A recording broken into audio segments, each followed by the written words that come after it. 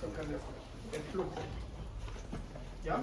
Flujo que sería la diferencia de presión, entonces tiene que haber una diferencia de presión entre la presión inicial y la presión final, ya, para que ocurra un flujo sanguíneo. Entonces, si usted mira la presión inicial es 120 en la sistólica, si lo ve como un circuito nada más, entiéndanme, miren, presta atención. Si lo vemos solo como un circuito, ¿cierto? La presión sistólica es 120 y la presión del atrio derecho es 0. Entonces hay un gradiente de presión que facilita el movimiento de la sangre en todo el cuerpo. Ahora, eso va generando cambios en la velocidad del flujo y eso genera el movimiento de la sangre. Porque, por ejemplo, si tú vas, porque ayer lo que no me pudieron decir ustedes, velocidad igual al flujo por el área de sección transversal. ¿Ya? Y el flujo es constante. ¿Pero qué cambia? Entonces, ¿qué cambia? La velocidad. ¿Y dónde es menor la velocidad? ¿Y dónde hay mayor área de sección transversal? ¿Y por qué es importante que ahí la velocidad sea menor? Para que se genere intercambio. Listo. Fin del problema. ¿Sí? Una hora resumida. Es que los problemas a veces son así, hay que esperar para resolver. Bueno, hay que darle un tiempo. Ahora, esa es la importancia de la velocidad, entonces esa es la importancia del área de sección transversal. Ahora, si nosotros volvemos al corazón, ¿qué vamos a hacer con la velocidad? Por ejemplo, vénula tiene área de sección transversal grande, ¿cierto? Pero vena, no. ¿Y qué vamos a hacer ahí con la velocidad? No, pues, ¿qué vamos a hacer? ¿Va a empezar? Excelente, súper bien. Entonces, la velocidad va a empezar a aumentar y la sangre va a volver al corazón. Porque la velocidad del flujo va a aumentar ahí. Con un gradiente de presión chiquitito, pero la velocidad va a ser mayor. ¿Ya? Y la va a ayudar, ¿cierto? Las válvulas de las venas, la contracción de los músculos, movimientos respiratorios, la diferencia de presión entre el sistema periférico, el abdomen y el tórax, ¿cierto? Todo eso que conversamos anteriormente. ¿Ya? Listo. Y esta fórmula, ¿cierto? Que tiene mucha razón un señor que yo sigo harto, que habla de esto. Esa fórmula es como idealista, pero porque en definitiva si tú lo miras, ¿cierto? Porque este señor, que es de un académico de fisiología de la Universidad Rice, que dice que esta fórmula es la fórmula maestra, porque si tú miras la diferencia de presión, partimos de la resistencia, y si miramos los condicionantes de la resistencia, en condiciones fisiológicas no cambian, el único que cambia es el radio. Es el único que cambia. Porque lo otro, si tú te pones a mirar la viscosidad, ¿de qué vende la viscosidad? Del hematocrito principalmente. Entonces, o de la presión coloidosmótica. Entonces, ¿en qué condiciones va a cambiar la viscosidad? Patológicas, todas. Anemia, hiperglicemia, severa, hipoproteinemia, ¿ya? O exceso de células rojas, la policitemia, que es cuando es un tipo de leucemia, cuando hay exceso de glóbulos rojos. ¿El 8 de dónde salió? Una constante. O sea, siempre es eso. ¿Sí? Siempre es eso. Porque es 8 veces el flujo. 8 veces el efecto de la viscosidad, 8 veces el efecto del radio, 8 veces. Por eso es el 8. ¿Ya? Bueno. Nos podemos meter ahí. Y yo los quería llevar para allá, pero después dije, hoy día de la mañana dije, no. ¿Para qué? No, para qué. ¿No? Como le decía yo a los compañeros de ustedes que le hago yo esta clase, ellos estudian física médica, entonces les gusta eso, ¿sí? Así que el otro mes en octubre sí que lo invito, pero a la clase pero para aquí, ¿ya? Entonces, claro, la longitud. ¿Cuánto cambia la longitud del vaso? porque la longitud estimada de los vasos sanguíneos tiene un número. Como 9.600 kilómetros. Sí, alguien. Sí, por todos los vasitos. No lo estimaron a través de un cálculo. Pero claro, cuando hacían esas cosas crueles, no cagan a las personas. Ya, pero los vasos sanguíneos, el único momento en que cambian la longitud es cuando los niños crecen. El único momento en que cambia la longitud. Pero ahí hay otros factores que disminuyen la resistencia. ¿Sí? Y la otra condicionante que puede afectar la longitud es las personas con sobrepeso. ¿Ya? El vaso sanguíneo que irriga la grasa tiende a ser de mayor longitud. Entonces ofrece más resistencia. Y genera un aumento. Es también una condición fisiopatológica. Ustedes tienen, en esta malla nueva que tienen ustedes, tienen una asignatura que se llama nutrición clínica por allá por cuarto. Y ahí van a hablar de obesidad, tienen clases de obesidad, de síndrome metabólico, otras cosas. Ahí tienen que acordarse. ¿Sí? Así como ayer los de quinto estaban ahí peleando la presión hidrostática, la presión osmótica con el doctor Castillo.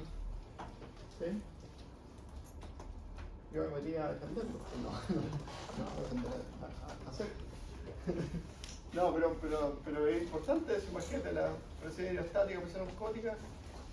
Era un paciente con quemaduras que tenía un caso clínico y la única clave del caso clínico es saber eso.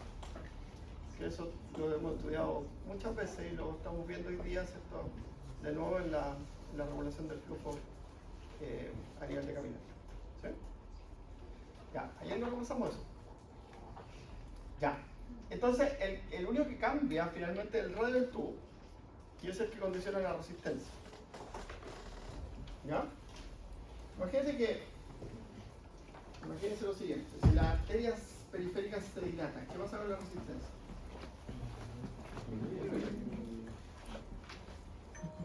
Entonces el flujo periférico aumenta.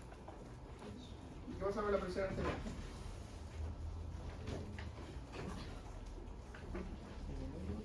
Disminuye. Y puede caer mucho la presión arterial si pasa eso. Entonces, ¿qué se libera? Catecolamina, porque las catecolaminas quieren provocar vasoconstricción, van a regular el proceso. ¿Ya? Ahora, a veces pasa en una condición fisiopatológica que ustedes van a estudiar en algún momento, todavía no, ¿cierto? Que las arterias periféricas se dilatan, pero no tienen energía para responder a la adrenalina. Entonces no se contraen. ¿Ya? Porque están en un desbalance metabólico que se llama acidosis láctica. Y ahí, ¿cierto? Tienen que acordarse de la fisiología del músculo liso. Entonces, en la fisiología del músculo liso nosotros aprendimos que si nosotros bloqueamos los canales de potasio, el músculo liso se contrae. ¿Ya? Y le dan un fármaco que se usa para tratar la diabetes, nada que ver, pero que hace eso, bloquea canales de potasio. Y se usa para salvar esa situación compleja, que es el shock. ¿Hola? Ya. Ahí arriba, ¿cierto? Tiene esa ley, ese principio del flujo, ¿cierto? Que es lo mismo esto es de la resistencia, pero el flujo ahí dice que la diferencia de presión es igual a pi partido por 8, ¿cierto? 1 partido por la viscosidad y el radio partido por la longitud. Ya que esta fórmula, ¿cómo la podríamos acomodar? Flujo va a ser igual a los determinantes directos. Diferencia de presión. Diferencia de presión por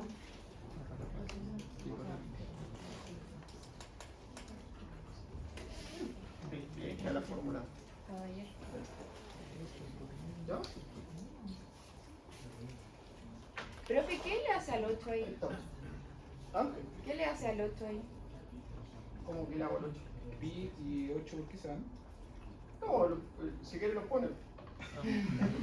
Sí. Pero estamos viendo desde el punto, no queremos calcular nada, entonces estamos viendo desde el punto fisiológico los determinantes. Si tú quieres calcular, sí, vos podés calcular con eso. El flujo sanguíneo regional.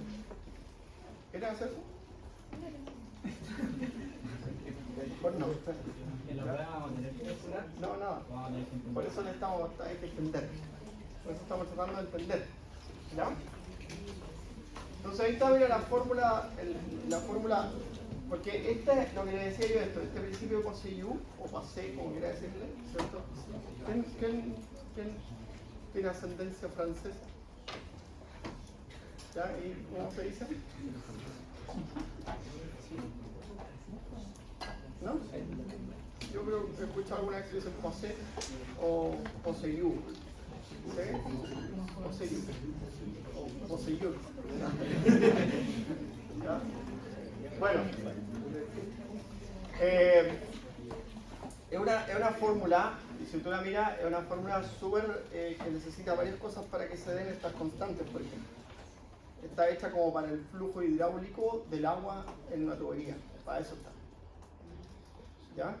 Entonces es como flujo ideal, pero la fórmula ajustada, que se llama flujo real, es esa. Entonces, si tú le pones valores a eso, ¿cierto? Y lo transformamos en números, si nosotros cambiamos el radio, el flujo cambia, ¿cuántas veces? ¿Cuánto crees? No, 16 veces cambió. Hola. Hola, profe. ¿Cómo está, Vicente? Bien, ¿y usted? Ya. El radio cambió, entonces el flujo aumentó 16 veces. Y todo eso lo ves, por ejemplo, cuando hay vasoconstricción de la piel, el flujo es cero. Estamos fríos completamente. El flujo es cero. Incluso puede ser cero por harto tiempo, tú empiezas a tener como necrosis de las capas superficiales, de la nariz, cuando estamos en el frío, de los dedos. ¿Sí? Y no se protege eso. Bueno, ¿y eso para qué está haciendo el cuerpo tuyo cuando marcar los vasos sanguíneos en el frío? Para evitar la pérdida de calor. Para evitar la pérdida de calor, ¿cierto? Súper. Y ahora, fisiológicamente, ustedes van a tener que, no miré todavía esto, pero ustedes van a tener que entender estos procesos. Porque, por ejemplo, si tienen una persona que necesitan aumentarle la presión arterial, se tienen que acordar de los receptores de adrenérgico. Hay un fármaco que tiene larga acción, porque ahí después le dicen, oye, hay fármacos que evitan la adrenalina, sí, un montón. ¿Ya? Y hay unos que duran cortitos, como la efedrina, o la epinefrina, ¿ya? O la pseudoefedrina, que dura un poquito más. Y hay otros que duran mucho rato, como la midodrina, que es un fármaco que se usa para las personas que tienen hipotensión ortostática y dura 24 horas. Entonces, si hay variación de la presión, los receptores adrenérgicos regulan la presión. ¿Ya? Y así esos son los fármacos. Y eso por eso necesitan aprender esto a llegar a ese curso, farmacología.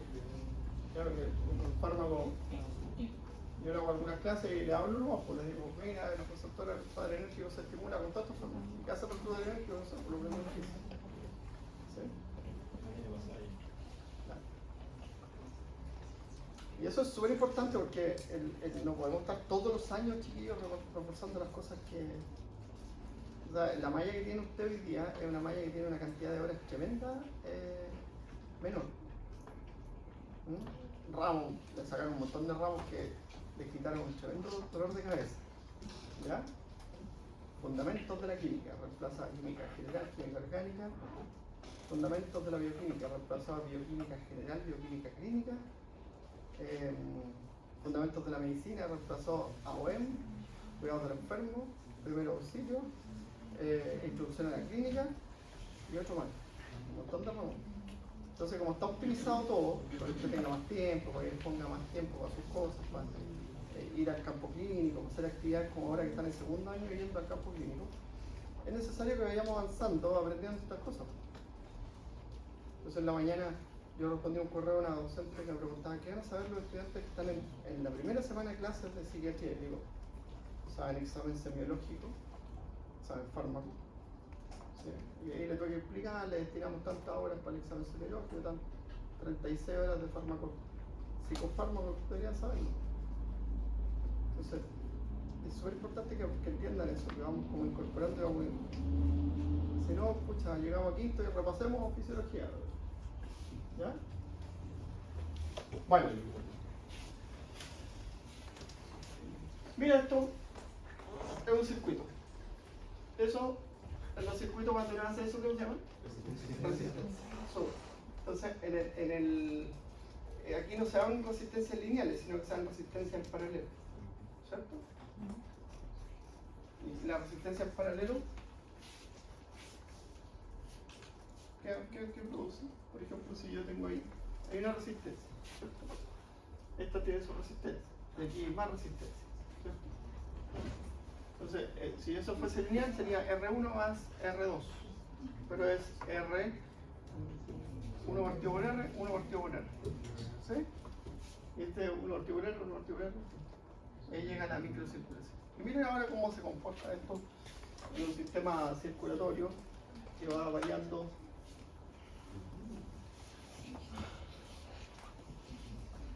Ya.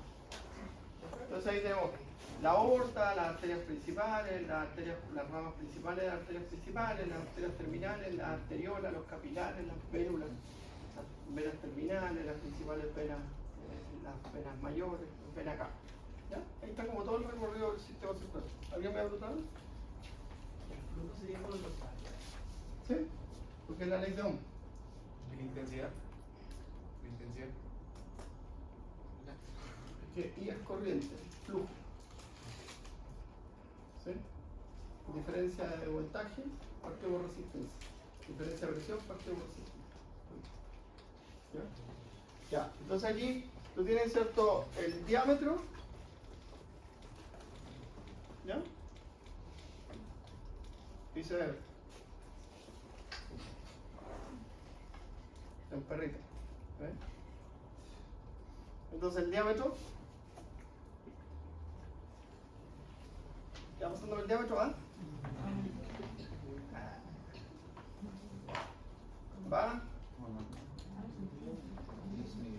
disminuyendo. Va disminuyendo el diámetro. Ya. La velocidad disminuye. El largo de los vasos disminuye. El volumen o el flujo constante. Tiene pequeñas variaciones, ¿se dan cuenta? ¿Sí? El área de sección transversal aumenta. Y el número de pasos aumenta. Ahora, ¿qué pasa si yo muevo una de estas, por ejemplo? Si cambio el diámetro. Si el diámetro permanece constante, ¿qué pasa con Piensen? Si se cambia, si se mantiene el diámetro. Si mantengo el diámetro. ¿Qué pasa por ejemplo, con el flujo? Disminuye. ¿Por qué? El área de sección transversal. No, el área de sección transversal no es otra cosa. ¿Puedes repetir la pregunta? Si yo cambio el diámetro, si el diámetro no se hace menor, ¿Y se mantiene constante? Debería perder el flujo. ¿por qué? Porque, o sea, pierde como la fuerza, no sé cómo se llama. O sea, como poner una manguera. Exacto. Es como empujar una manguera de un puro lado y después va dando más lento. Ya, pero esta fórmula área de sección transversal, ¿qué es?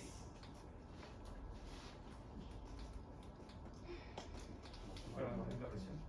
¿La suma es? De los radios.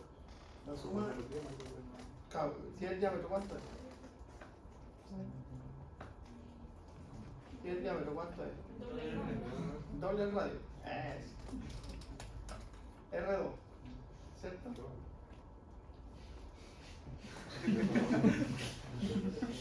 R al cuadrado, ¿cierto? Por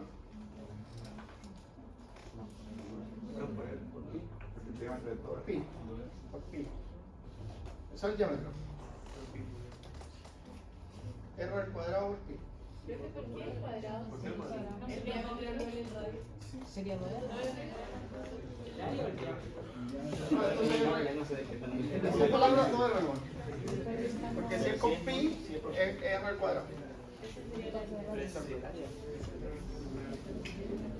No, pues por qué. Ya, pero entonces, si tú tienes, a ver, diámetro. Ya, 2R, se lo acepto, 2R, sacamos pi. Listo. Ya, pero entonces explíqueme ahora por qué si yo mantengo el diámetro del flujo cambia. Porque, por ejemplo, es lo mismo que pasa con los músculos. O sea, si el músculo se ejercita, las arterias se van a vasodilatar para aumentar el flujo, que haya mayor oxigenación. Si aumentan el diámetro, hay más espacio para que pase más sangre. ¿O no? No, pero hay disminuyendo el diámetro. Al disminuir el diámetro aumenta la presión en cada vaso y se puede mantener el flujo constante. Entonces, si ya no es la constante, no tiene la presión necesaria para seguir pidiendo. Hay muchos también. Ah, pero dígamelo, pues. Respóndamelo con una fórmula. ¿Qué se sabe la fórmula del área de sección transversal? La voy a buscar por último, el área de sección transversal. ¿Cuál es la fórmula?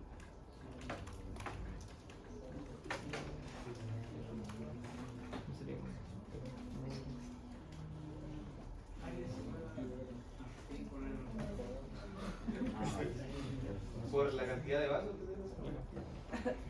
O sea, el área de cada vaso por la cantidad de vasos.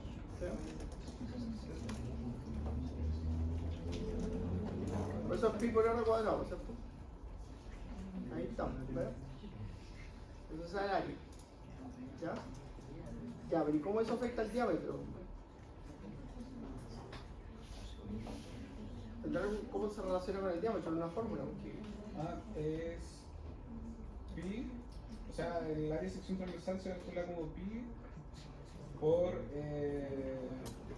la mitad del diámetro al cuadrado.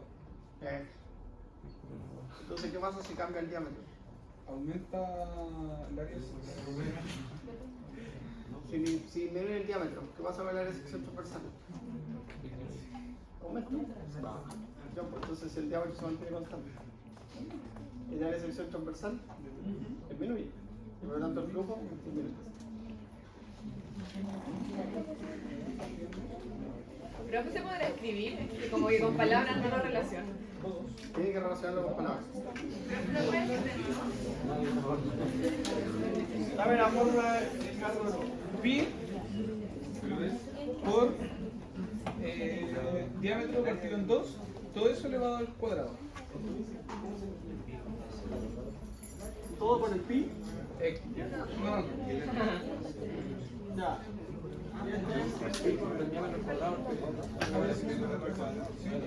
¿Está? Claro.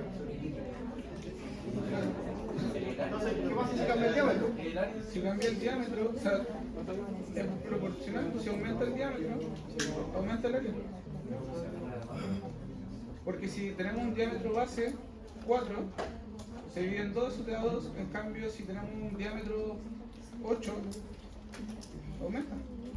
4 por 4, 16. 16 por 3 por 14.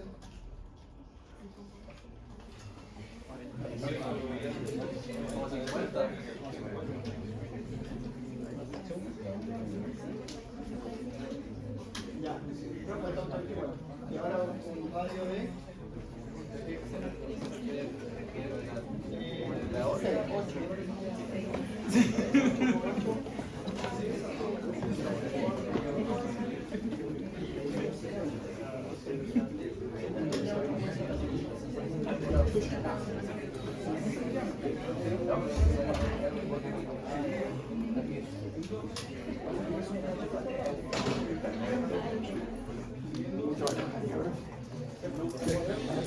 Ya, entonces mira, si yo disminuyo el diámetro, pero aumento el número de vasos, aumento el área de sección transversal. Y eso es lo que está generando el cambio. Entonces, si yo mantengo esto constante y esto disminuye, voy a aumentar la resistencia. Por lo tanto, voy a disminuir el flujo.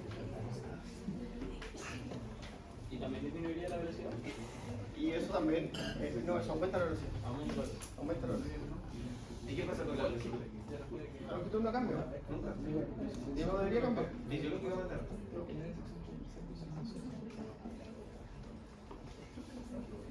Ya.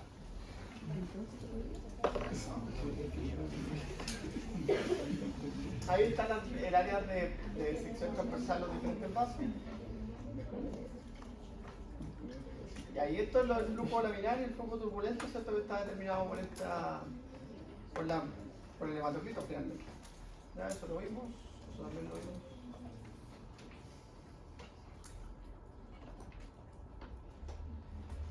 Y la presión arterial entonces es el gasto cardíaco por la resistencia vascular total. Eso es la presión arterial. Ahí está todo. ¿Ven? Tanto los factores que... Porque finalmente el que regula la viscosidad de la sangre es el hematocrito. Y el que regula la resistencia periférica es el radio de la arteriola. ¿Cierto? Eran los dos factores que pudiesen cambiar bajo ciertas condiciones. ¿Ya? Y estos son los determinantes del gasto cardíaco. ¿Sí? ¿Lo he visto tú? Lo que hemos conversado en estas clases. Ya.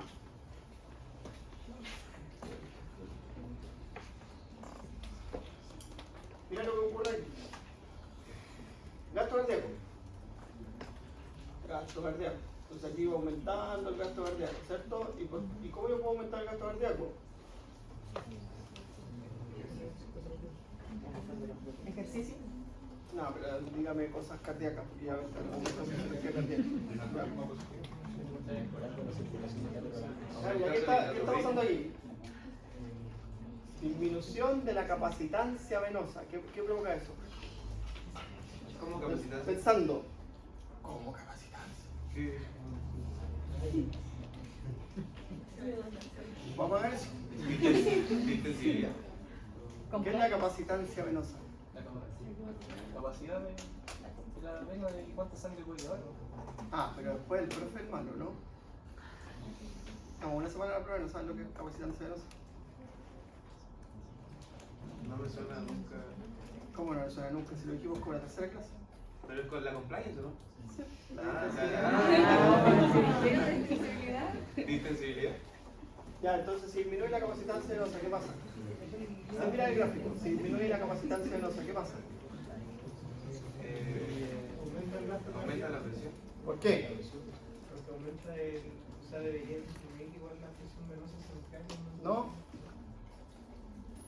Se disminuye la capacitancia venosa, produce un aumento de la presión venosa, un aumento del retorno venoso, un aumento del volumen sistólico, por lo tanto un aumento del gasto cardíaco. ¿De la frecuencia igual? Si yo disminuyo la... O de la precarga, podemos decir igual, ¿no? Aumento de la precarga, claro. Si yo disminuyo la capacitancia venosa y además disminuyo la resistencia vascular sistémica, mejoro el gasto cardíaco, ¿sí? Porque aumento el retorno venoso, aumento el volumen sistólico, aumento el gasto cardíaco y disminuyo la resistencia periférica, por lo tanto aumento la presión arterial media, por lo tanto mejoro el flujo periférico. ¿Sí? Ya. Y ahora mira, lo que está provocando esta curva, ¿cierto? Aquí esta curva de función cardíaca normal y lo que se generó aquí, estimulación cardíaca. ¿Están mejorando él? ¿Qué están mejorando aquí?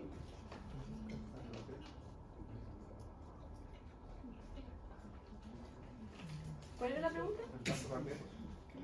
De la línea negra a la línea roja, ¿cómo pasan? ¿Qué está provocando en la presión del atrio derecho? A menor presión hay mejor gasto cardíaco. ¿Ya? El reflejo del nodo. Porque va a disminuir la presión del atrio derecho, entonces eso va a provocar...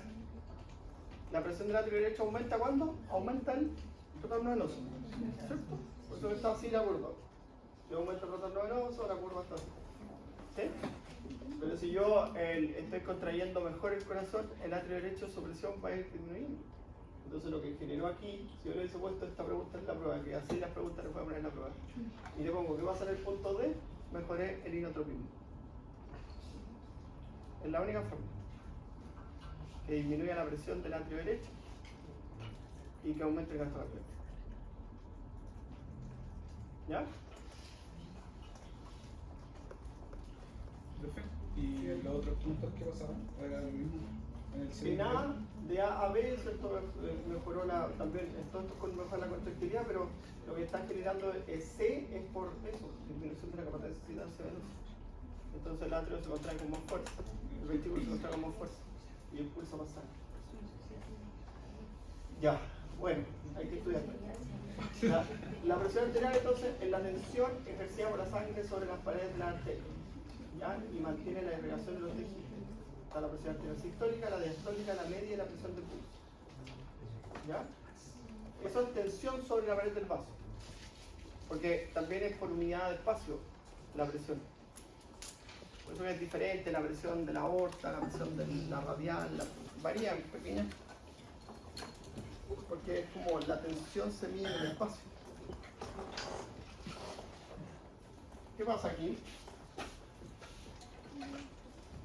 ¿Por qué son tan graves? Porque afectan el grosor de la pared y el radio. Ya, y si el espesor de la pared es menor, ¿cómo es la tensión en una neurismo? Vaya. Eso es lo riesgoso de esa instancia, ¿cierto?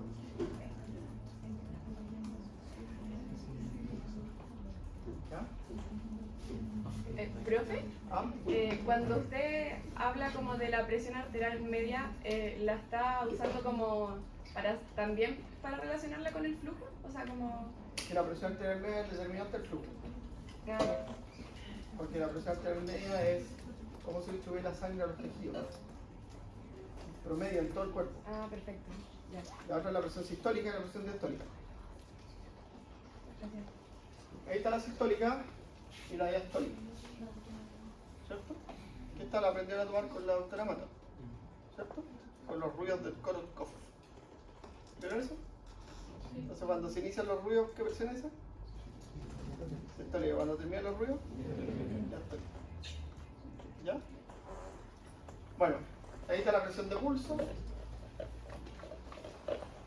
Y esto es como se puede estimar la presión arterial media, pero esto es lo que nos dice la presión arterial media.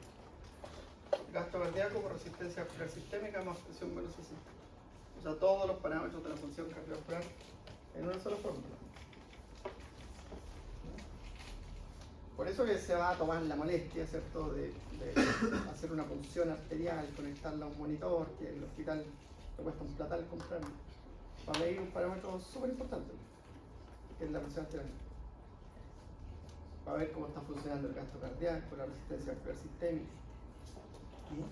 Porque, por ejemplo, si viene un paciente con una vasodilatación generalizada, ¿qué factor está alterado? La resistencia. Si viene un paciente con hipovolemia, ¿qué factor está alterado? La presión venosa. Si viene un paciente con insuficiencia cardíaca, el gasto cardíaco. Entonces tú quieres mejorar el gasto cardíaco para que mejore la perfusión periférica. ¿Cómo podría mejorar el gasto cardíaco? Mejorando la fuerza contráctil a través de los inótropos positivos.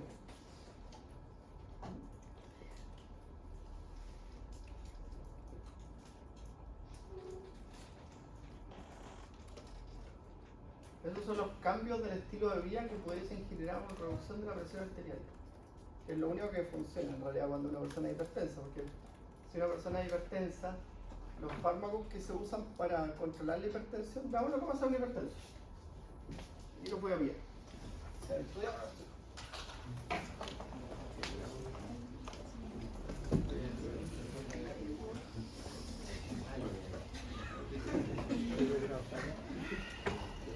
Ya, hipertensión arterial. ¿Qué provoca? Aumenta la poscarga. Aumento de la... ¿Qué genera el aumento de la poscarga? Aumenta el volumen sistólico final. ¿Ah? ¿Por qué? Un aumento de carga, hay mayor resistencia, así que sale menos, el volumen sistólico disminuye y aumenta el volumen sistólico final. Porque sale Eso, menos. esa es la respuesta que yo estoy esperando, porque aumenta el volumen sistólico final. Y esto, menos el volumen diastólico final,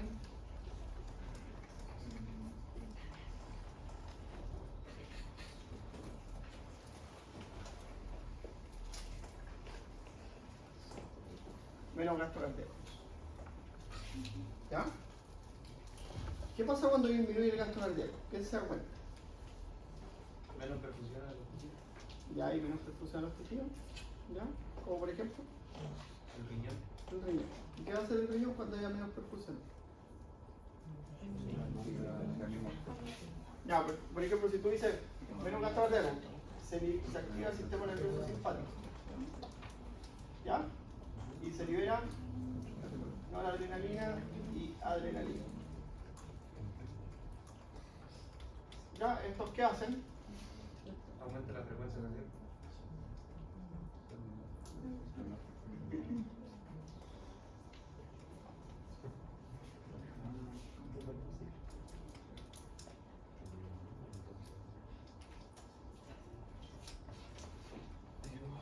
¿Hipertrofia? Ya. Después tú dices, oye, por ejemplo, la adrenalina junto con la caída del gasto cardíaco disminuyen el flujo sanguíneo renal. ¿Ya? Y el riñón libera. Y se libera.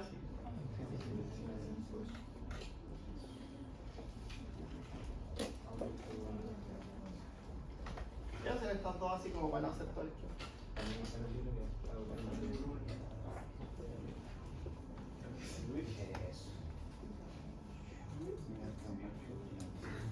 Mira lo que hizo el cuerpo frente a la hipertensión. Aumentó la presión arterial. Entonces, cuando usted le da medicamentos a los pacientes, está solo evitando eso. Porque usted le da. ¿Qué medicamentos puedes usar acá?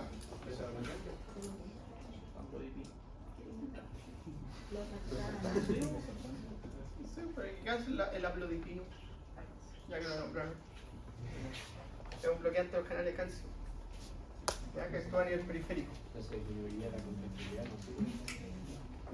No, pero actúa periférico. Entonces disminuye la resistencia periférica. ¿Ya? En su presión arterial, acuérdense ustedes que el gasto cardíaco por resistencia vascular periférica. Entonces aquí actúa el aplodipino.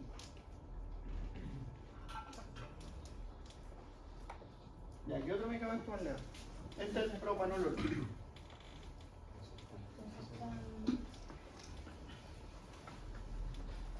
¿Qué hacen los sartán?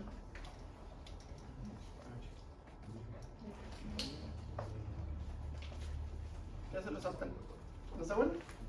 Bloquea el receptor de angiotensina 2. Es un ARA1. Antagonista del receptor de angiotensina 2 tipo 1. ¿Ya? ¿Qué otro fármaco se usa para la hipertensión? Alguno que bloquea la Hidroclorotiazida. Es un diurético.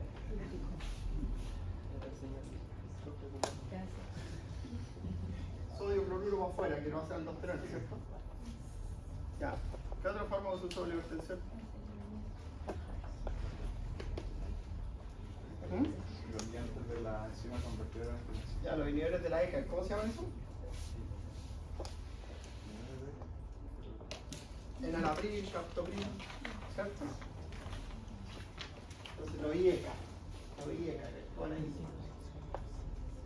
Claro, entonces cuando usted está dando a un paciente fármacos para la presión arterial, lo único que está haciendo es eso.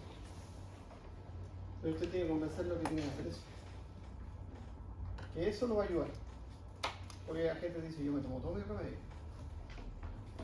Pero si usted estudia para eso, ¿ya?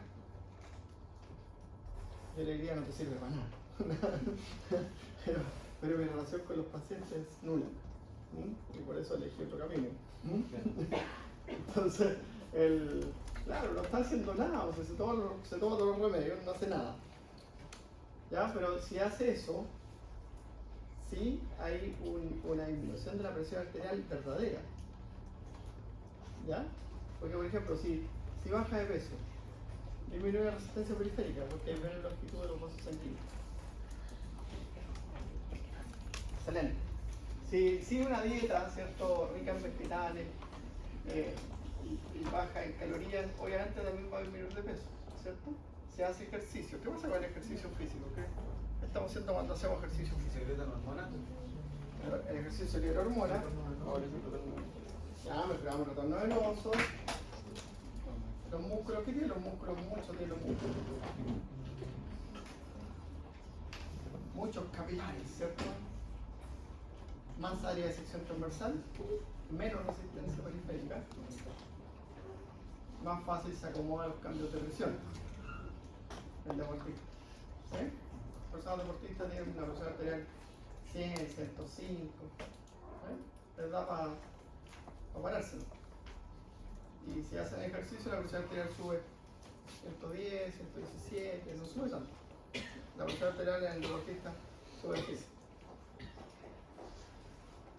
Y después se estabiliza. Sube cuando empieza a hacer ejercicio y después se estabiliza.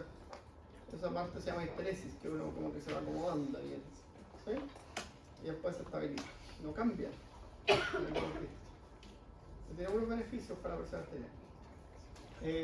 Limitar el sodio en la dieta, ¿cierto? Ya, estos efectos se ven, no sale aquí, pero estos efectos se ven en un periodo de 3 meses.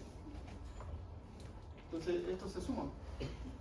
Y todo eso es lo que puede lograr disminuir la presión arterial si haces cambios en tus estilos de vida. Profe, ¿por qué las personas con hipertensión no siempre generan insuficiencia renal? Te voy a explicar.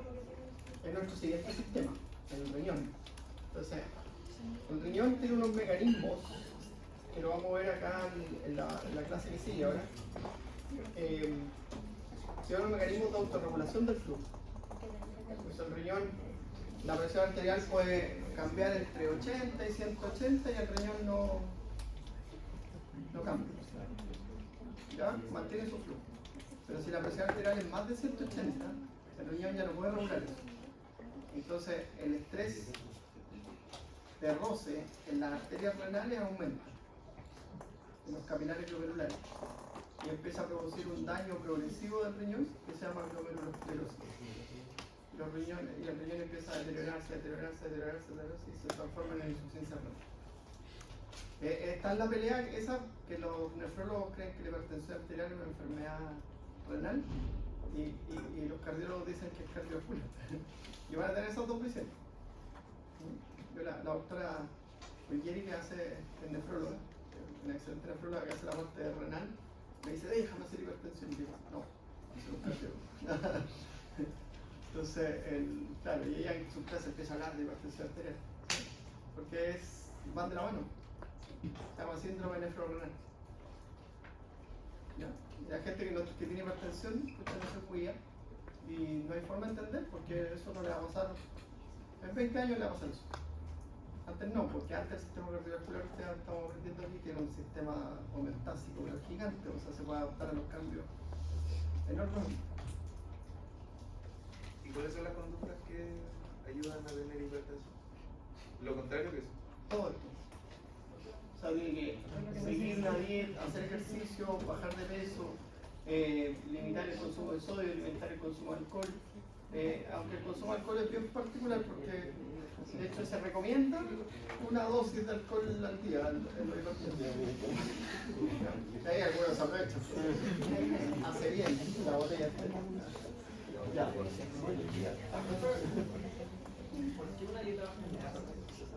Porque la dieta baja en grasa te va a hacer perder de peso.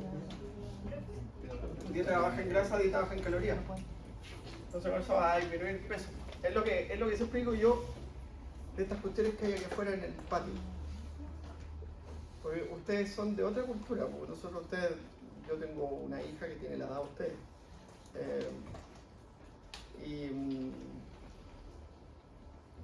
Pucha, de chica le enseñamos a mi hija que el azúcar, que la tontera. Y que es saludable, ¿cierto? Que lo que es saludable y que lo que no es saludable. Y uno va aquí, el kiosco que hay aquí abajo en el patio, sopaipilla, calzones rotos, buena fritura. Y yo decir, quiero algo saludable para comer. Un joven de la edad de ustedes tiene eso metido en su cabeza. Entonces, por muy rica que sea la sopaipilla, usted dice, esto me hace mal, ¿sí? No puedo almorzar todos los días, ¿sí? Entonces, es rico, sí, pero de repente. Es rico una pisita, sí, de repente. ¿Sí? Entonces, eso yo siempre le hago contra esto, porque estamos del tiempo. para la gente nuestra, no sé, pues, Sergio y yo que tenemos la misma edad, tenemos como 5 días de diferencia. Nosotros cuando chicos decían come, porque si no, mi mamá todavía me ve y me dice, estás enfermo, tan flaco que estás. Y digo, mamá, estoy gordo. No. Pero es otra época, entonces imagínate aquí hay como una mala cultura de la alimentación. En el patio de una universidad, que lleva una facultad de medicina, ¿sí? No hay por dónde comprar algo. Yo cuando me quedo acá no almuerzo. No hay por dónde comprar algo, o sea, no. Sí, pero el presupuesto es otro. No es para estudiantes. Ya. ¿No sería mejor una dieta baja en calorías? El enfoque está súper estudiado, es ese.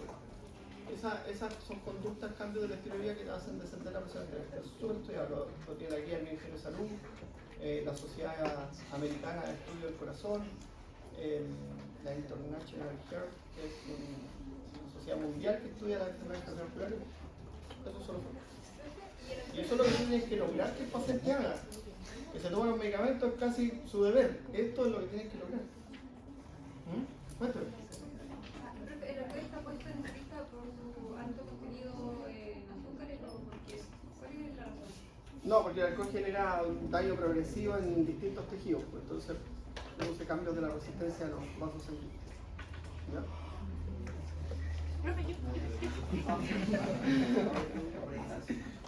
Dígame.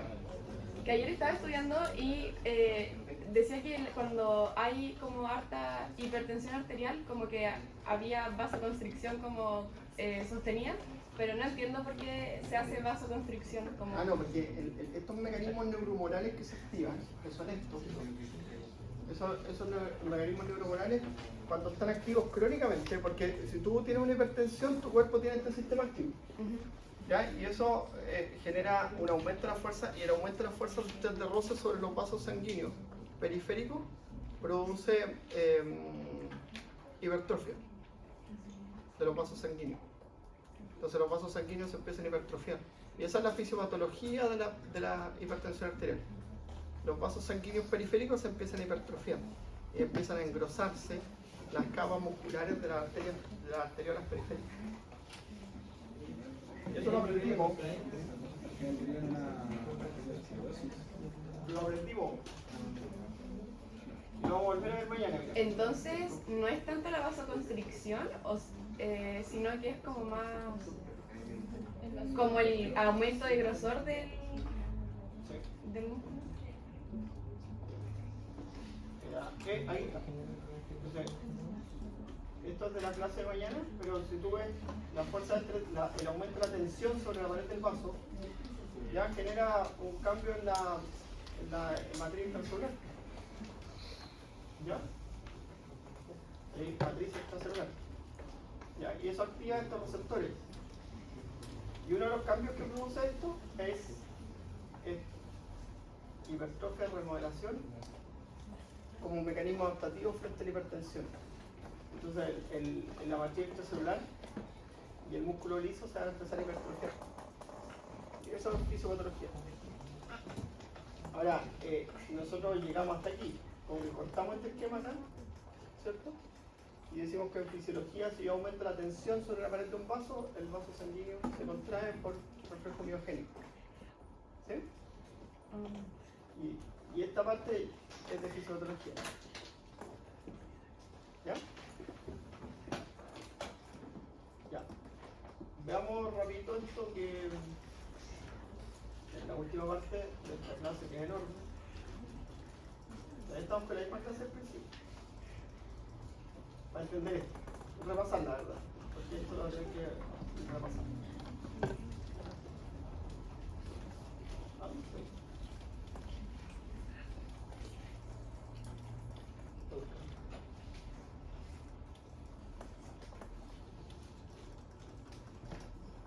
La 61, creo. 61.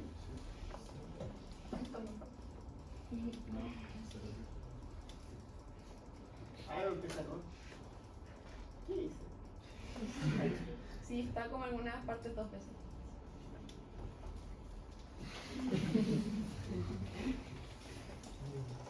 El ciclo de la vida.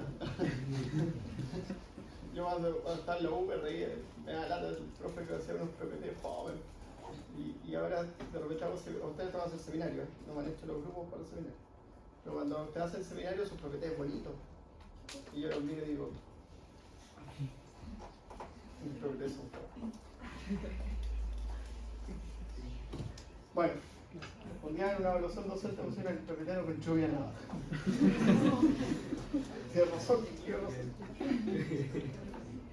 Bueno,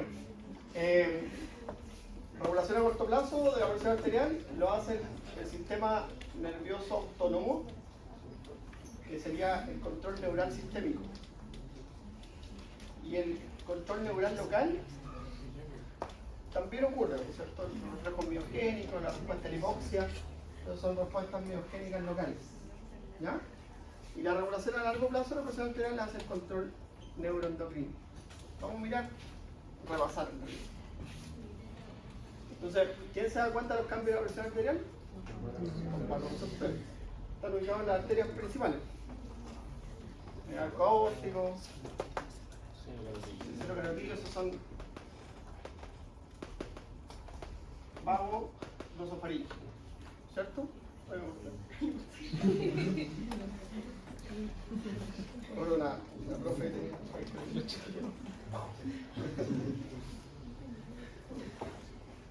bueno,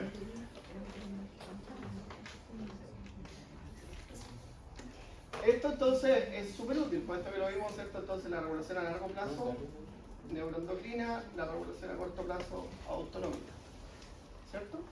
También lo vimos. Ya, entonces la respuesta simpática, ¿qué hace el sistema simpático? Que responde frente a la hipotensión, ¿sí? O a la caída del gasto cardíaco. Va a aumentar la frecuencia cardíaca, generando estimulación de los receptores beta-adrenérgicos del miocardio, aumentando la frecuencia y fuerza contráctil, ¿ya?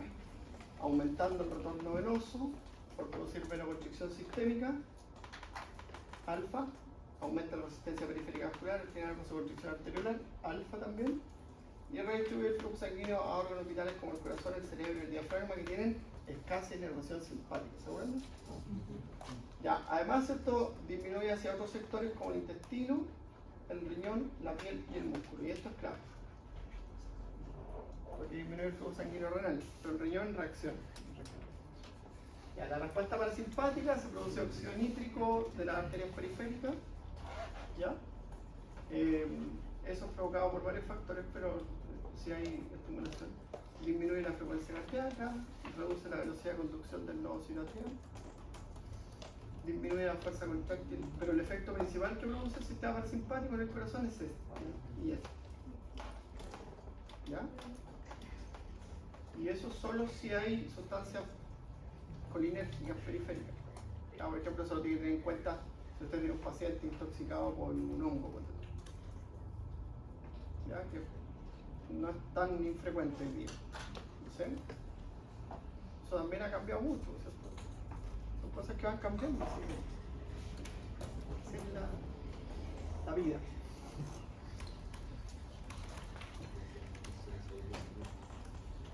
Bueno, entonces el corazón tiene respuesta autonómica, ¿cierto? Inótropa, cronótropa y dromótropa positiva. Y ahí participan los receptores beta 1, beta 2, alfa 1 en el corazón. Son inótropos. ¿Sí? También pueden producir vasoconstricción de las coronarias, ¿ya? Pero son las arterias coronarias subendocárdicas. ¿Ya? Porque lo que predomina en las coronarias es esto, el efecto vasodilatador. ¿Ya? Bueno, y el sistema parasimpático, a través de los receptores muscarínicos, disminuye el hilo y el cronotropismo. ¿Sí? También puede afectar el dromotropismo. Perdón, estos dos primeros como primario y este como último. Puede afectar el inotropismo, pero el efecto inotropo negativo del sistema parasimpático es mucho menos importante. Lo más importante es el efecto dromótropo negativo y cronótropo negativo, porque el vago inerva al nodo sinoatrial y al nodo atrioventricular. Entonces ahí tiene un efecto cronótropo negativo en el sinoatrial y dromótropo negativo en el atrioventricular. Ya. Y eso.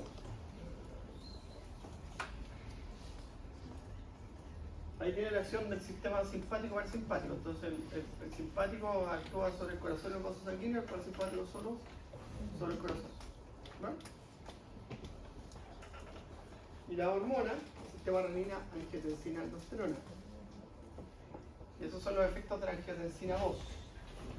Entonces, la angiotensina 2, nosotros sabemos que es una angiotensina. ¿Sí? Por lo tanto, aumenta la resistencia periférica y aumenta la presión arterial. También estimula la sed y favorece la síntesis de aldosterona, y con eso aumenta el volumen de sangre. Y con eso, ¿cierto?, favorece el retorno venoso. Y eso es lo que tienen que tener claro. ¿Qué es lo que hace la hormona? Porque si me ponen que la angiotensina 2 es inótropo positivo, estamos mal. ¿Cierto? Si ponen que aumenta el retorno venoso, porque aumenta el volumen de sangre, y por lo tanto con eso aumenta el gasto cardíaco, estamos súper bien. ¿Ya? Ahora, esta hormona a largo plazo tiene esos efectos. Entonces a largo plazo, en un hipertenso empieza a pasar hipertrofia cardíaca e hipertrofia vascular. Pero eso para otro año. ¿Ya? Para la clase que yo los dejé ayer a ustedes, me fui por el frente. ¿Sí? Con la Orrego, que le hizo clase de cardiovascular. De esto estaba haciendo clase ayer en la otra. Mecanismos que condicionan el desarrollo de la hipertensión arterial y mecanismos que llevan a la insuficiencia cardíaca por hipertensión arterial. ¿No? La doctora era igual que usted. Hace un par de años. ¿Ya? En el año 2009 le hice fisiología. Estaba aquí con usted. Y hoy día internista. Si se puede, todos pueden. Tienen que querer.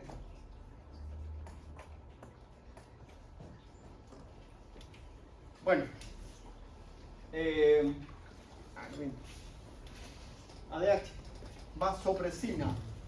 ¿Qué hace? Aumentará. ¿Está? ¿Miguel? ¿Pero cómo? ¿Por qué? Porque aumenta la resistencia periférica. ¿Ya? Y también, ¿cierto?, retiene fluidos a nivel renal, con eso aumenta el retorno venoso, que aumenta el volumen de sangre. ¿Cómo es la fórmula? Tienes que localizar el volumen de sangre, condicionante de la presión venosa, el retorno venoso. Y con eso, ¿cierto?, incrementa la presión. ¿Ya? Bueno, y los factores que la estimulan: el aumento de la osmolaridad, la disminución de la tensión en el atrio derecho, la estimulación simpática y la angiotensina 2. ¿Ya? Retiene fluido en el riñón porque en el asa de Henle retiene sales y en el túbulo colector retiene agua. ¿Va? Ya, vamos chiquillos, esto es fuera. ¿Qué va, no? Sí. Y ahí esto es bueno, ¿cierto? La hipertensión uno dice, pero ¿por qué no se liberan estos proteínas? Porque tú dices, mira lo maravilloso que es. Entonces, aumentos de presión, distensión del atrio, estimulación simpática, angiotensina 2, endotelina, que es una sustancia liberada por el endotelio, que es vasoconstrictora. Aumento de presión favorece que se liberen los péptidos natriuréticos. Atriales se llaman, porque ahí es donde primero se descubrieron, que los producía el atrio. También hay cerebral, hay periférico, hay un montón. ¿Ya? Y esta es la enzima que lo degrada. ¿Ya? Que lo elimina. Pero esto, mira lo que hace: disminuye la resistencia vascular sistémica, porque son vasodilatadores. disminuyen la presión venosa central. Porque disminuyen la tensión venosa. Por eso disminuyen el gasto cardíaco. Favorecen la natriuresis y la diuresis. Por eso disminuyen el volumen de sangre y disminuyen la presión venosa central. E inhiben la liberación de renina. Entonces son maravillosos. ¿Sí? Son tan maravillosos que hoy día hay desarrollo de un fármaco que inhibe esta enzima para que estos permanezcan más tiempo. Pero el problema que tienen los péptidos natriuréticos es que en los hipertensos, las estructuras que liberan los péptidos natriuréticos dejan de liberar. Desarrollan mecanismos adaptativos que dejan de producir. Entonces, lo que hay que hacer ahí es desarrollar uno sintético o lo que esto está más avanzado eso, porque eso es más difícil. ¿Ya? Si no, ¿saben qué es lo que pasa? A este esquema se le suma un fármaco, ¿no? Porque aquí le faltó hidralacina, por ejemplo, que es un vasodilatador periférico. El vasodilatador periférico. ¿Ya? Entonces hay gente que toma propanolol, losartán, amlodipino, hidralacina. No, el IECA con el losartán no se mandan juntos. Pero y le sumamos, ¿cuál es que se suma? ¿Cuánto uno? Aspirina. Tenemos 5 fármacos por día, que muchos de ellos se toman 2 veces al día. Pero si se inhibe la angiotensión, ¿puede Que no responden. No responden porque además tiene otros mecanismos locales que estimulan la vasomotriz. No responden, entonces le suman.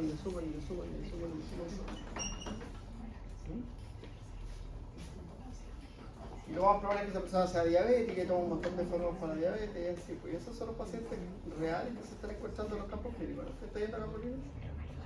Esos pacientes se encuestran. Una persona con hipertensión y diabetes. Y 10 fármacos en la mochila. Ya.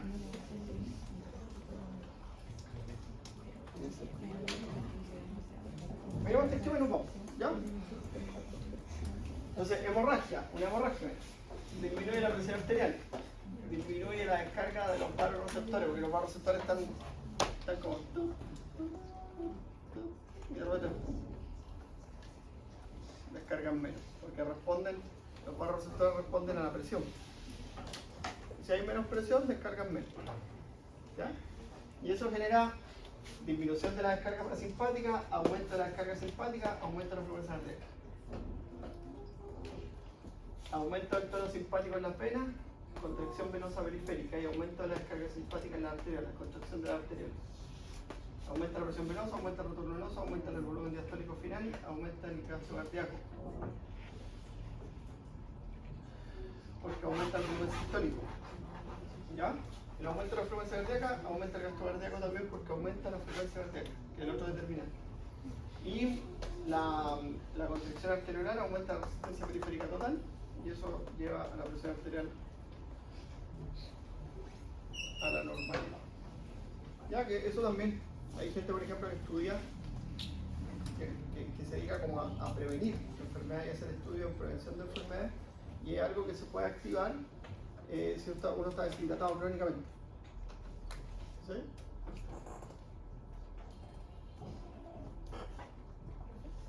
¿Qué eso pasa eso? Porque uno toma agua. ¿Son buenos para tomar agua? La mayoría sí que andan con esos vasitos. Lo usan, ¿cierto? ¿Sí? ¿Ah? Claro. Ah, no, vacío el agua. No, tienes que tomar agüita. Porque hay un estudio, déjame terminar y me voy, porque me queda un minuto. Hay un estudio que muestra eso, que las personas que tienen como deshidratación crónica tienen los mismos mecanismos activos de la hipertensión arterial. Entonces pueden favorecer el desarrollo de hipertensión arterial. Hay que tomar agüita. En la mañana un vasito de agua ayuda a muchas cosas. Ya.